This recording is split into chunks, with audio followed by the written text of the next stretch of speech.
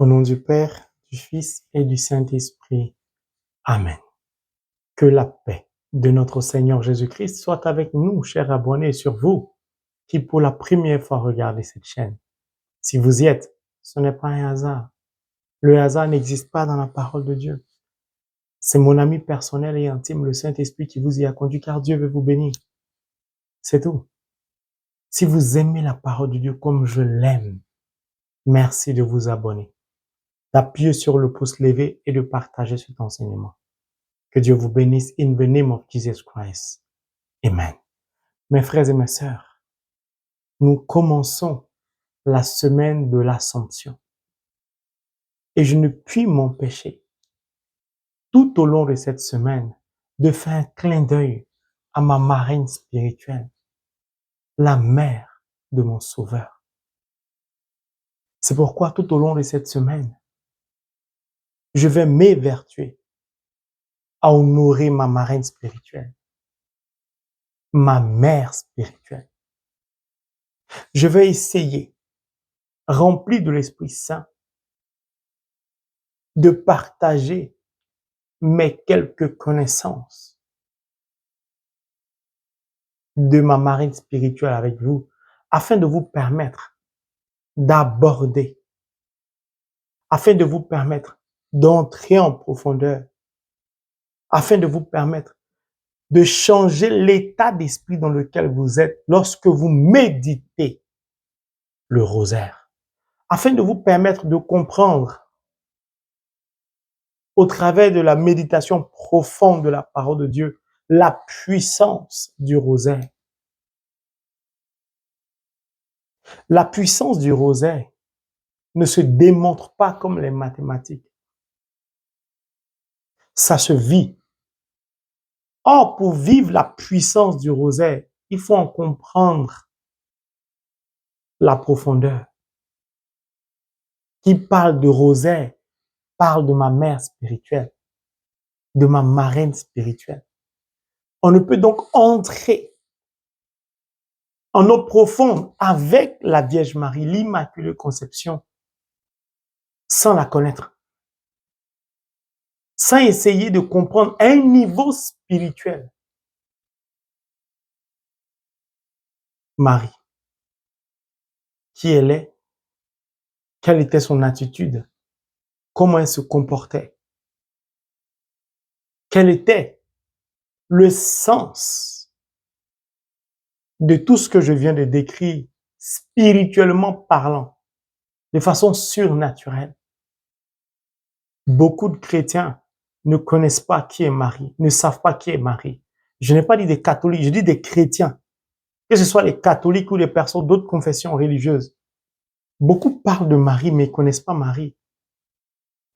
Ils n'ont pas étudié à un niveau spirituel. Ils sont restés juste au niveau de la lecture de la parole de Dieu comme un livre. Je vais essayer, par le Saint-Esprit, de partager ma connaissance avec vous. Alors que le Saint-Esprit me remplisse et me donne de pouvoir m'élever à cette dimension spirituelle. Honorer ma mère, mais pour glorifier Dieu. Nous allons prendre deux textes.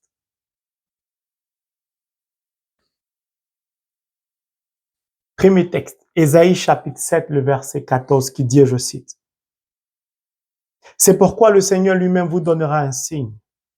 Voici la jeune fille. » Dans certaines versions, la jeune femme, peu importe.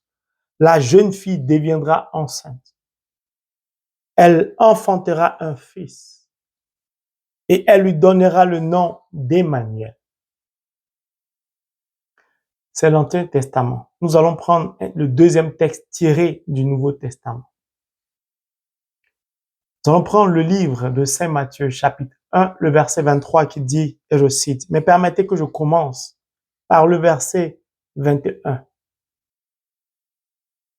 Elle mettra au monde un fils, et tu l'appelleras Jésus, car il sauvera son peuple de ses péchés. » Tout cela arriva afin que s'accomplisse ce que le Seigneur avait dit par le prophète. Il s'agit du prophète Isaïe, qui est notre premier texte. La Vierge, ça fait 2. Premier texte, la jeune fille. Deuxième texte, la Vierge sera enceinte et mettra au monde un fils. On l'appellera Emmanuel, ce qui se traduit Dieu est avec nous. Mes frères et mes sœurs, le Christ a été annoncé. Son prénom nous a été communiqué.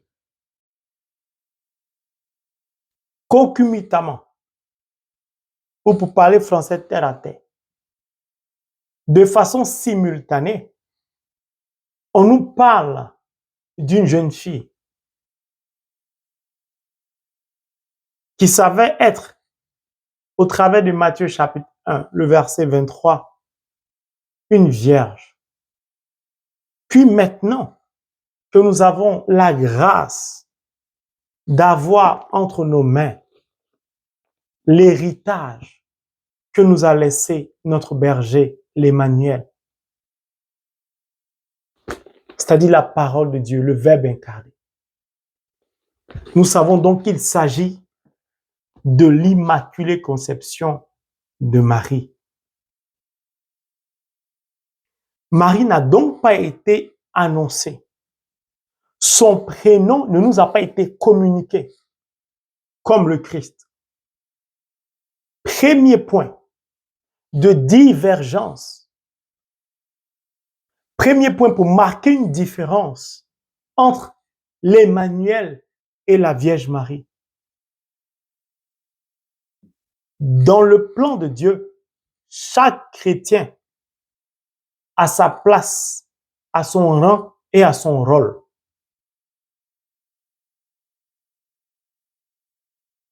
Le Christ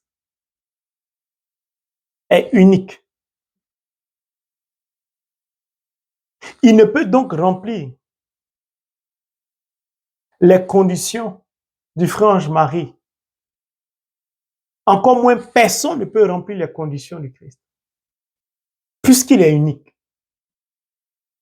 D'ailleurs, le frère Ange Marie est unique parce que mon ADN, mes empreintes sont uniques. Personne sur cette terre ne peut avoir les mêmes empreintes que le frère Ange Marie. Parce que beaucoup de personnes s'amusent à s'en prendre à ma marraine spirituelle parce qu'ils n'ont pas l'intelligence de l'esprit pour comprendre beaucoup de choses. Quand le Saint-Esprit vous donne de comprendre les mystères cachés de la parole, il y a des débats dans lesquels vous ne rentrez pas. Moi, frère Ange Marie, je suis unique. Si moi je suis unique et ma marraine spirituelle, qui a le même ADN ou la même empreinte qu'elle, personne. Le Christ est unique, fils unique de Dieu. Mais moi aussi, je suis unique aux yeux de Dieu.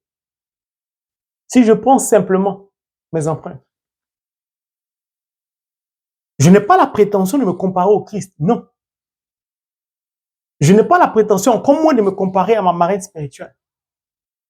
Si je suis donc unique, elle sera comment? Elle est unique. Bien. La Vierge Marie n'a donc pas été annoncée comme le Christ,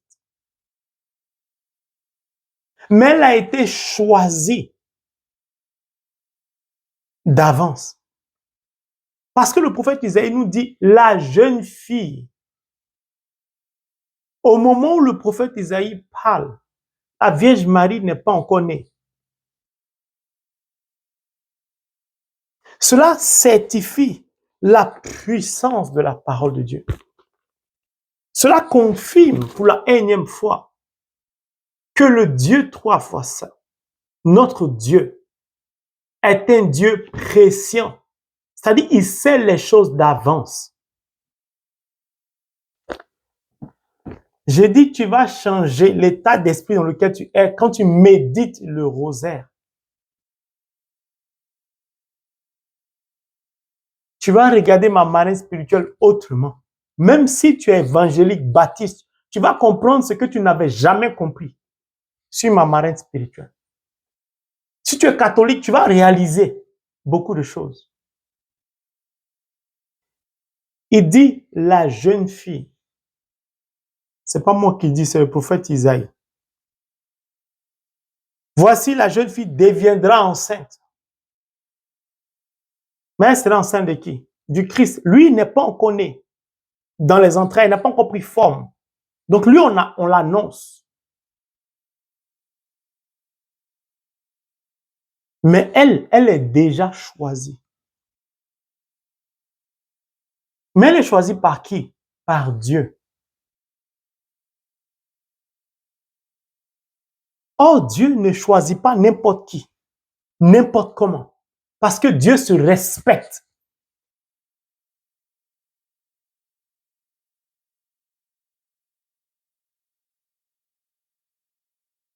Mon frère et ma sœur,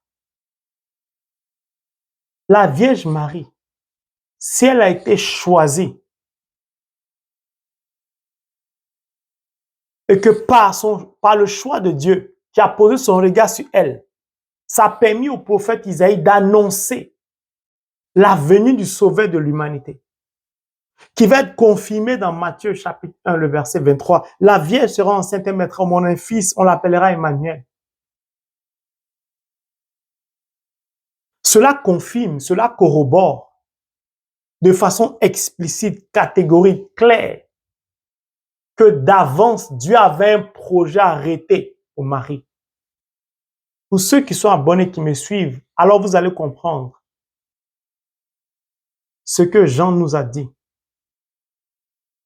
Jean chapitre 3, le verset 27. Rien ne peut nous être attribué au-delà de ce qui nous est réservé dans les cieux. C'est Jean qui a dit ça.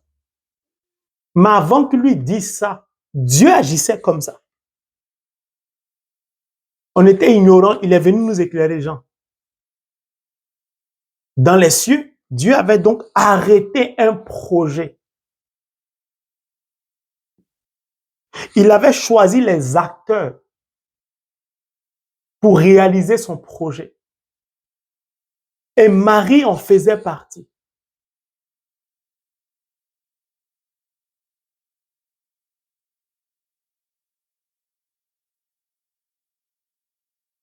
Dans le projet de Dieu, Marie existait déjà. Là, c'était un langage surnaturel.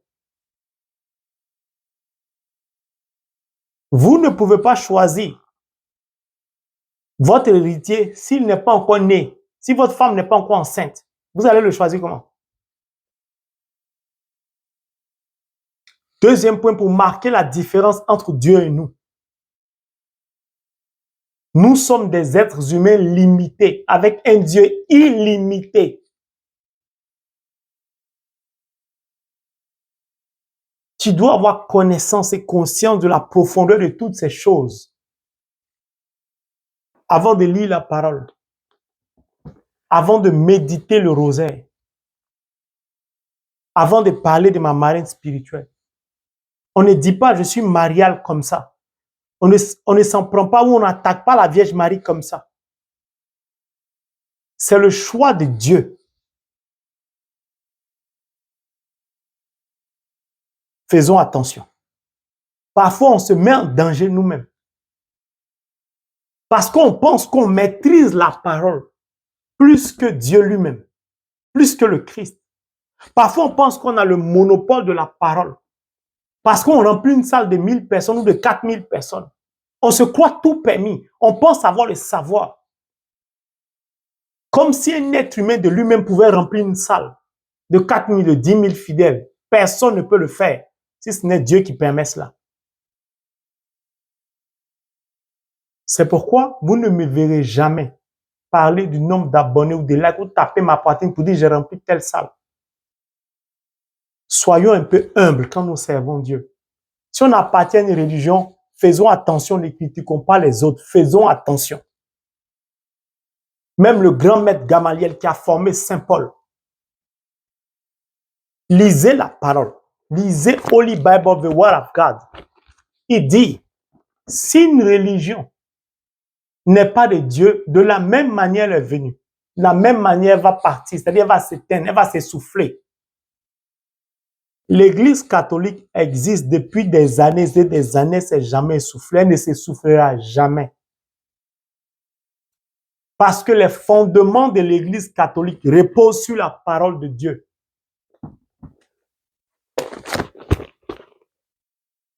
Sur la pratique de la parole de Dieu. J'en donne un seul exemple. Dites-moi, dans quelle religion on consacre le pain et le vin et ça devient le corps et le sang du Christ. Et on partage cela tous les dimanches, en semaine pour nous qui allons à la messe en semaine. Quelle est cette religion où on applique ça? La fraction du pain. Mais cela ne me donne pas le droit de juger l'autre religion, de critiquer notre religion. Ce faisant, je manque d'orgueil et j'affirme que j'ai la connaissance absolue de la parole, alors qu'aucun être humain sur cette terre n'a le monopole ni la connaissance absolue de la parole de Dieu. Sinon, Dieu ne sert à rien. Car personne ne peut l'égaler. Lorsqu'on dit personne ne peut égaler Dieu, personne ne peut l'égaler dans la compréhension de la parole de Dieu, c'est-à-dire de Dieu. Personne ne peut égaler la sagesse de Dieu. Personne ne peut comprendre la sagesse de Dieu. Personne ne peut comprendre la parole qui est la sagesse de Dieu, si ce n'est l'esprit qui ouvre notre esprit à la compréhension des mystères cachés de la parole. Pardonnez, faites doucement avec nous, l'Église catholique. Ne vous en prenez pas à ma marraine spirituelle parce que vous n'êtes pas catholique. Faites attention. On n'a qu'à se respecter. La religion ne doit pas nous diviser, elle doit nous unir. En mathématiques, 3 moins 2 égale à 1. 1 plus 0 égale à 1. Il y a plusieurs chemins. Si tu as emprunté ton chemin pour parvenir au salut, c'est le plus important. Si j'ai décidé d'emprunter un chemin pour parvenir au salut, que mon chemin est différent de ton chemin, que nous on se retrouve là-bas, quel est le problème?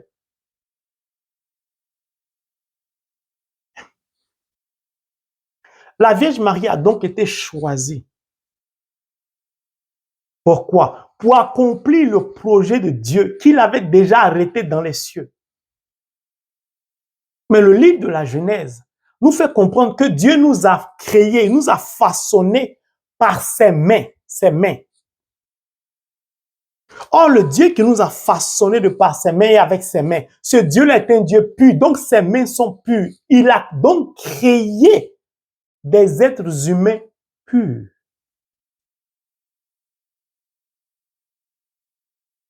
À l'origine, j'ai été créé pur.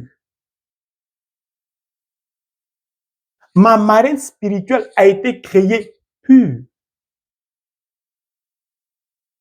Parce que Dieu est pur. C'est mon mode de vie, le niveau de consécration de ma vie, ce que je vais faire de mon être qui souille la pureté, qui me rend donc impur aux yeux de Dieu.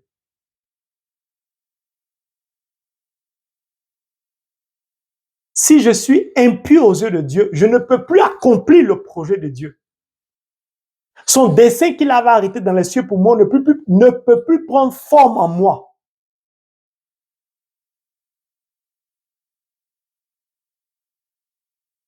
Mais Dieu, comment va-t-il choisir l'immaculée conception?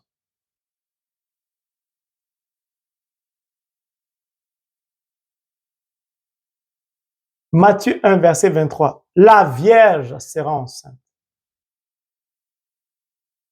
Isaïe nous dit la jeune fille. Matthieu nous dit la Vierge. C'est vrai, il y a quelques débats théologiques sur la définition de l'hébreu de Alma, ça veut dire jeune femme, jeune fille mariée, d'autres. Moi, je ne suis pas dans un débat théologique. Parfois, la théologie nous égare. Parfois, la théologie nous oppose. Parfois, la théologie favorise un terrain antagoniste. Parce que chacun veut y aller de par sa compréhension. Et cela déchire le cœur de Dieu, car Dieu est unique. Quelles que soient les religions, nous blablatons, mais nous sommes divisés. Dieu est unique, nous nous divisons. Et nous osons avoir... Vous savez, parfois, quand le Saint-Esprit vous explique certaines choses, vous vous dites, waouh, qui suis-je moi pour que le Saint-Esprit m'élève à cette dimension? Tu es divisé. Tu as ta religion, l'autre a sa religion. Quand tu veux parler de Dieu, il faut être humble. Sinon, on n'allait pas d'être divisé entre nous en plusieurs religions. Le critère, ou l'un des critères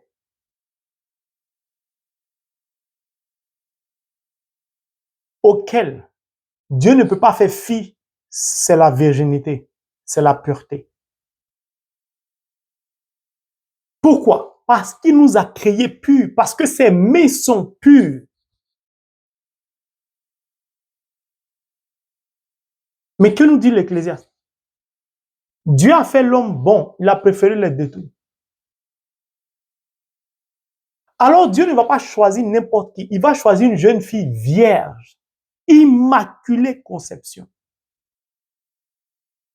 La virginité physique, dans le langage charnel, mais la virginité spirituelle, surnaturelle, c'est-à-dire la pureté d'un être.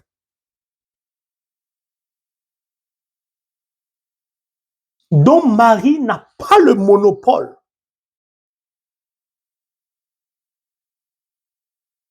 La différence de la virginité, de la pureté de Marie par rapport à nous, c'est qu'elle sera le réceptacle de l'Eucharistie qui va sauver l'humanité. Marie se distingue de moi, de toi. Parce que le Christ étant unique, fait de Marie une mère unique. Une vierge unique. Pas une vierge exceptionnelle. Exceptionnelle, c'est petit. Unique. Pourquoi? Parce qu'en dehors de ce qu'elle va nous donner, c'est-à-dire le Christ, l'Eucharistie, ce tact ne va plus jamais se reproduire dans le monde. C'est pourquoi tu n'as pas le choix que de la respecter. Si tu ne la respectes pas, c'est que tu n'as pas compris la profondeur de la parole de Dieu. C'est tout. C'était le choix de Dieu. Je le commence. C'était le choix de Dieu. C'est tout. Dieu est-il méchant? Non. Dieu est-il l'obscurité? Non. La pureté, l'amour authentique, la lumière, choisis pas n'importe qui. Choisis la pureté, choisis la lumière, choisis l'amour. D'autant plus que la lumière, la pureté, l'amour émanent de ses propres mains, au travers desquelles il nous a façonnés. C'est pourquoi personne ne pourra égaler la Vierge Marie, ma marraine spirituelle, avant, pendant et après son règne. Personne ne pourra l'égaler. Pas parce qu'elle est exceptionnelle, elle est unique, elle n'est pas exceptionnelle. Exceptionnelle, c'est petit. Parce qu'après elle, plus personne ne pourra donner au monde un sauveur. Personne. Parce qu'après elle, Dieu n'a pas eu et il n'aura plus jamais un tel projet. Sinon, si vous repartez dans l'Ancien Testament, l'humanité a été sauvée la première fois par qui? Par Noé. Vous avez entendu parler de la mère de Noé. Parce que dans le projet de Dieu, il s'agissait de Noé, non de sa maman. Lisez la parole de Dieu pour comprendre. Regardez, j'étudie ma mère spirituellement depuis des années, plus de 20-30 ans. J'essaie de comprendre les mystères, pas de la Vierge Marie, mais de Dieu sur elle. Donc, je ne peux que m'intéresser à elle puisqu'il s'agit d'elle. Et je lui dois tout mon respect. Lorsque le Saint-Esprit m'élève pour comprendre ça, je ne déblatte. Bon, les gens m'ont dit, je pas trop français aujourd'hui. Bon, je ne discute plus avec les gens sur la Vierge Marie. Parce que moi aussi, quelqu'un ne m'intéresse pas. Je ne cherche pas à m'intéresser à la personne, à chercher, à faire des recherches. Elle ne m'intéresse pas. Mais si elle ne t'intéresse pas, pourquoi tu t'occupes d'elle? Pourquoi à partir d'elle, tu attaques d'autres personnes? Ta religion reste là-bas. Moi, je te respecte. Je respecte ta religion. Moi, je suis beaucoup de personnes qui ne sont pas catholiques. Et je leur dis toujours, je n'ai pas de problème avec les religions. Je les accompagne de la même manière que j'accompagne un catholique. Parce que je répète souvent, la religion ne va jamais nous sauver. La parole de Dieu, c'est-à-dire le Christ seul. Nous sommes sauvés par plus grâce au moyen de notre foi. C'est le Christ qui a permis cela. C'est le Verbe qui s'est fait chair. Marie est donc le choix de Dieu le Père, le Créateur des cieux et de la terre. Alors, c'est pourquoi il ne prend pas le soin d'annoncer, de nous communiquer comme le Christ le nom de Marie, parce que pour lui, ce n'est pas important. Ce qui est important, c'est le choix de la personne, les critères, ou l'unique critère, c'est-à-dire la pureté, la virginité. Même si après on saura que ses parents vont l'appeler Marie. Mais que signifie Marie? Marie signifie celle qui élève. Le choix de son prénom n'a pas été du fait de ses parents, c'était déjà acté dans les cieux. Seulement, cela ne nous a pas été communiqué parce que c'est le Christ qui est important. Dans le projet de Dieu, c'est le Christ qui est important. Quand je dis important, il s'agit du salut de l'humanité. Deux personnes ne pouvaient pas sauver l'humanité. C'était le Christ. Mais l'amour que Dieu a pour la Vierge Marie, le respect que Dieu lui doit, vous ne pouvez pas imaginer. Vous allez dire, ah, mais comment Dieu a du respect? Mais bien sûr qu'il la respecte. Quand toi, quelle que soit ta religion, Dieu te parle, tu n'entends pas, tu fais ce que tu veux, est-ce que tu respectes Dieu? Non. Est-ce que pour ça, Dieu t'ôte la vie? Non. Pourquoi? Parce que Dieu t'aime quand même. Il attend que tu reviennes. Il attend que tu te confesses. C'est tout. Et la Vierge Marie, qui était pure, elle n'a pas été pure parce qu'elle voulait être pure. Elle a été pure parce que Dieu l'a préservée pure.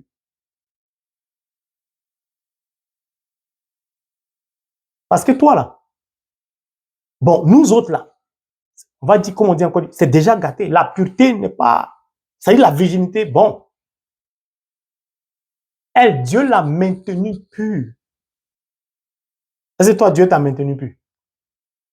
D'ailleurs, si tu es encore vierge, c'est toi qui as décidé. Ce n'est pas Dieu qui t'a maintenu pure. Elle, c'est Dieu qui l'a maintenue pure. Jusqu'à la réalisation de son projet.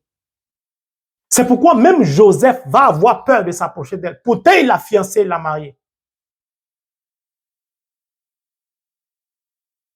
On dit Joseph, il n'eut pas de relation sexuelle avec elle jusqu'à ce qu'elle ait mis au monde un fils que Joseph appela Jésus. Même Joseph, qui l'a épousée, a eu peur de ne pas la toucher, de ne pas la souiller.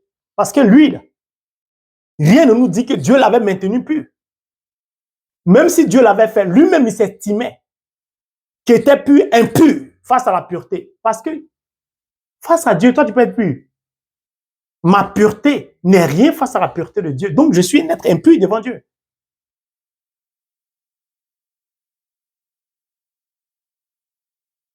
Maintenant, toi, tu dis, tu récites le rosaire. Tu dis, même si tu n'es pas catholique, tu lis la parole de Dieu. Laisse-moi te dire quelque chose. Joseph avait planifié de libérer Marie parce qu'il a appris qu'elle était enceinte. Qu'est-ce qui va se passer? Si Dieu a arrêté son projet, Un être humain peut arrêter le projet de Dieu? Jamais de la vie. Marie, silencieuse. C'est la cour céleste qui va se débattre pour elle. L'ange va apparaître à Joseph. Lisez le chapitre entier, chapitre 1. L'ange va lui dire, je vais vous lire ça. Comme il y pensait, un ange du Seigneur lui apparut dans un rêve et lui dit, Joseph, descendant de David, ne crains pas de prendre chez toi Marie, ta femme. L'ange va lui dire, ne la laisse pas. Elle ne t'a pas trompé, prends-la. Joseph va respecter ce que Dieu lui a dit au travers de la voix de l'ange. Joseph ne va pas se promener pour aller dire, un ange m'a parlé, il a dit ça, est-ce que c'est vrai? Quand on est rempli de la crainte de Dieu, de l'esprit de crainte, on ne discute pas avec Dieu. Ce sont les anges qui se précipitent pour défendre Marie. Elle est toujours silencieuse. Et toi, tu as un problème. Tu dis que tu es marié, tu récites le rosaire, et puis ton problème, tu le racontes à tout le monde. Tu n'as rien compris, non seulement de la parole de Dieu, mais du rosaire. Elle, ils l'ont menacée de la laisser. Elle n'a pas parlé, elle ne s'est pas plainte, c'est Dieu qui a intervenu pour elle. Ton mari est parti ou ta femme est partie, au lieu de bavader, au lieu de discuter, au lieu de chercher des gens qui vont venir régler l'affaire, tourne-toi avec Dieu. Car si tu avais vécu ton sacrement du mariage dans le respect de la parole de Dieu, comme Marie n'a pas discuté avec Joseph parce qu'elle savait que Dieu était avec elle, Dieu l'avait choisi.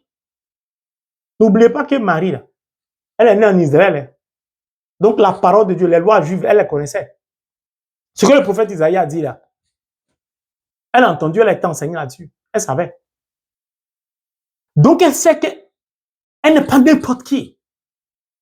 Mais c'est une femme qui ne confond pas humilité et puis orgueil. Elle sait qu'elle est pauvre de cœur, elle n'est rien devant Dieu.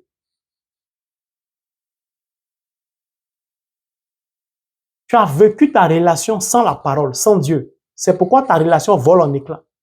Puis, c'est parce que tu parles trop. Tu racontes trop ton problème partout. Quand on confie son affaire à la Vierge Marie, quand on confie son problème à Dieu, on ferme sa bouche. Si tu demandes à ta maman, maman, aide-moi. Elle dit, ok, donne-moi ton dossier, je vais voir comment il peut plaider auprès de Jésus pour toi. Et puis tu commences à te promener. Ça, c'est la Vierge. Mais si tu parles à Dieu directement, que tu te promènes, Dieu quitte dans ton affaire. La Vierge Marie, elle est maternelle, elle va rester un peu quand même. Mais Dieu, lui, quitte dans ton affaire. C'est pourquoi beaucoup de chrétiens ne sont pas exaucés. Ou quand les sacrements du mariage est fissuré, est détruit, ou ça bat de l'aile, Dieu n'intervient pas. Parce qu'ils ne ferment pas leur bouche. Ils récitent le rosaire, certes, mais leur bouche ne se ferme pas. Ou les gens ne sont pas exaucés parce qu'ils parlent trop. Lui, il est comme ça, celle, elle est comme ça. Ce garçon, il n'y a plus bon garçon, il n'y a plus bonne femme. Ah bon? Ok. Donc, comme tu sais qu'il n'y a plus bon, va créer des êtres humains qui sont bien. C'est notre cœur qui nous cause problème. Mon frère, ma soeur, je voudrais finir cet enseignement pour te dire, Dieu avait un projet et il a choisi Marie. Comme ça, les a. Il a pris son projet, l'a collé à Marie. Dieu t'a créé aussi pur parce qu'il t'a façonné par ses mains. Il a un projet arrêté sur ta vie. Pourquoi rien ne s'accomplit? Parce que tu n'imites pas le comportement de la Vierge Marie. C'est tout. Parce que tu as perdu ta virginité. Aujourd'hui, si vous prêchez sur la virginité, les gens vont vous regarder comme si vous avez 3 têtes. Or, la virginité charnelle, puis la virginité spirituelle, c'est-à-dire mener une vie sainte, pure. Parce que si tu as perdu ta virginité physique, bon, c'est grave, mais c'est pas trop grave. Mais ne perds pas ta virginité spirituelle, c'est-à-dire ta pureté de vie, ta sainteté de vie, le niveau de consécration de ta vie, le mode de vie qui te permet d'être sanctifié. Ne fais pas de ton corps n'importe quoi, n'importe comment. Que Dieu bénisse ce professeur, ce chirurgien, ce médecin congolais qui opère les femmes violées pour leur redonner leur virginité charnelle, donc spirituelle. Pourquoi? Parce que Dieu les a déjà régénérées, ces femmes, pauvres femmes victimes, des rebelles. des plans machiavéliques de l'ennemi. Comme Dieu les a déjà restaurés spirituellement, il permet donc au travers des mains humaines qu'elles soient restaurées physiquement. Que Dieu te bénisse, chers chirurgiens congolais et tous ceux qui s'activent à œuvrer dans ce sens. Ma soeur, si tu as perdu ta virginité physique, c'est pas grave. Mais change ton mode de vie, mon frère, je t'en supplie. Retrouve ta pureté que tu avais à la création. C'est ce qui permet rapidement au projet de Dieu de prendre forme dans ta vie. À partir d'aujourd'hui, tu vas comprendre que tu dois changer beaucoup de choses pour voir rapidement la main de Dieu agir dans ta vie. Pour cette première partie, un clin d'œil à ma marine spirituelle, à la veille de l'Assomption, cette semaine de l'Assomption, que Dieu étende sa main sur nous afin de nous bénir, qu'il fasse tomber les écailles de nos yeux, qu'il nous donne d'entrer en intimité avec lui par l'intercession de la Vierge Marie au nom de Jésus. Amen.